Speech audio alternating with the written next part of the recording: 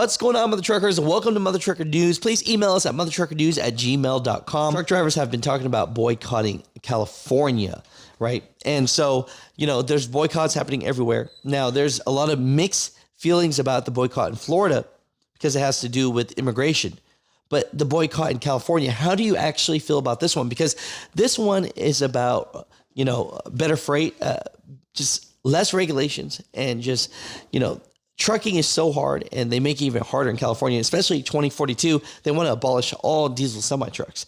So, with this, do you stand with the strike in California?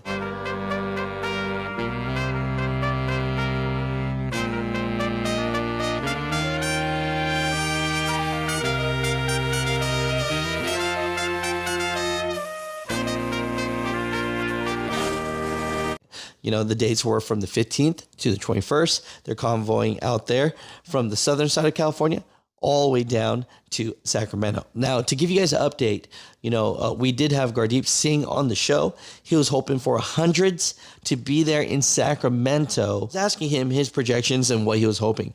He was hoping for as many truck drivers to join as possible.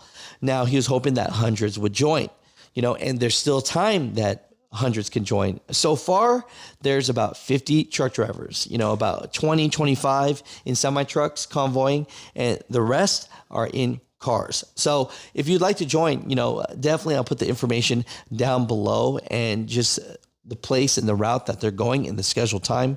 But I'm letting you know this right here. There's always time for change.